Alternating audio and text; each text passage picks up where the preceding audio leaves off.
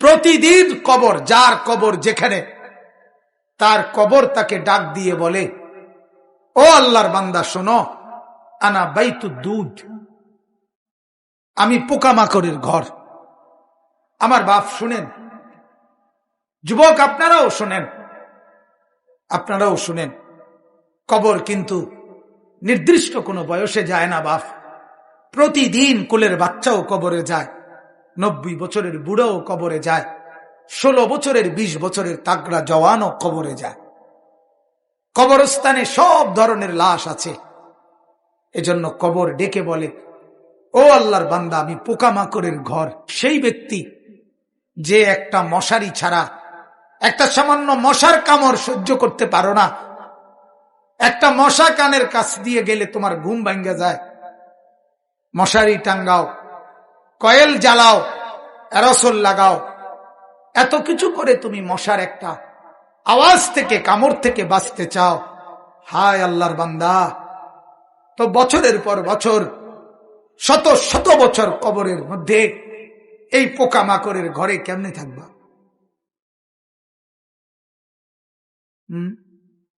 বলে, কবর প্রতিদিন বলে, আনা বাইতুল ওয়াহদা, ও আল্লাহর বান্দা, আমি কিন্তু একাকী ঘর, একাকী ঘর, কেউরে পাবা না, কেউরে না। আমার বাপ, এই পৃথিবীতেও একাকিত্বের যন্ত্রণা বড় সাংঘাতিক। আপনার ঘরে যদি লক্ষ কোটি টাকারও মাল সামানা থাকে, খাদ্য খাবার, ফল ফলাদি সব আছে, সব আছে, শুধু স্ত্রী নাই, মা নাই, বাপ নাই, ছেলে নাই, মেয়ে নাই, কেউ নাই, আপনি শুধু একা। খোদার কসম, এই একাকিত্বের যন্ত্রণায় ঘরের সবকিছু না, সারা দুনিয়াটাই আপনার কাছে বিষাদ মনে হবে, মনে হবে আমার কিছুই নাই। গত বছর আপনারা অনেকে শুনছেন হয়তো, এক ভদ্রলোক, ঢাকার শিল্পপতি, কোটি কোটি টাকার মালিক, গার্মেন্টস মেল ফ্যাক্টরির মালিক, ওই ভদ্রলোক একাকিত্বের কারণে, স্ত্রী নাই, ছেলে নাই, মেয়ে নাই, বিবিও দূরে সরে গেছে, ইউরোপ থাকে, ছেলেও থাকে বাহিরে, মেয়েও থাকে বাহিরে, একটা লোক নাই ফ্যামিলিতে। শুধুমাত্র এই একাকিত্বের কারণে এরকম মোবাইলে লাইভে সারা পৃথিবীকে জানাইয়া, সবার সামনে, সারা বিশ্বের চোখের সামনে এরকম কপালের মধ্যে পিস্তল ঠেকাইয়া নিজের জীবন নিজে দিয়ে দিছে, আত্মহত্যা করছে, শুধু একাকিত্বের যন্ত্র। এজন্য কবর ডাক দিয়ে বলে, আনা বাইতুল ওয়াহদা, আমি একাকী ঘর, কাউকে পাবা না।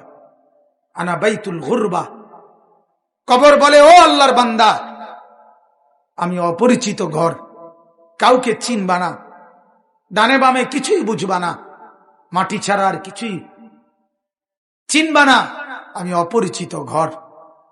দুনিয়ার এক মানুষ আরেক মানুষের বাড়িতে গেলে মোটামুটি বুঝে, এই রুমটার সামনের রুম, প্লাস্টিকের দরজাওয়ালা, এটা বাথরুম, চুলা টুলা দেখা যায়, ওইটা রান্নার ঘর, মোটামুটি মানুষ আইডিয়া করে। কিন্তু কবর বলে, দুনিয়ার কোন ঘরের সাথে আমার এই ঘর মিলবে না বাপ, কোন কিছুর সাথে এটা মিলাইতে পারবা না, তো অপরিচিত ঘর। আল্লাহ আমাকেই মাফ করে দেন। এজন্য বাপ, অনুরোধ করছি, কবরের ফিকির করেন, কবরের ফিকির করেন। সাইয়্যিদুনা উসমান রাদিয়াল্লাহু তাআলা আনহু, হযরত উসমান নবীজির সাহাবী, উনি যখন কোন কবরের সামনে দাঁড়াইতেন,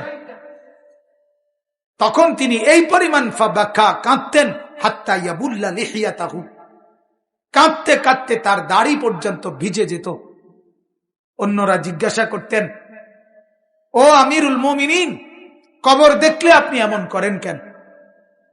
তখন তিনি বললেন, তুমি জানো না, এটাই তো আখিরাতের প্রথম মঞ্জিল, আউয়ালু মানজিলিম মিন মানাজিলিল আখিরাহ, আখিরাতের প্রথম ঘর, প্রথম স্টেশন।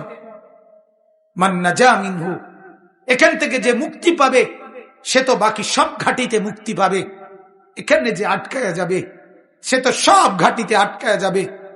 এই জন্য কবর দেখলে আমার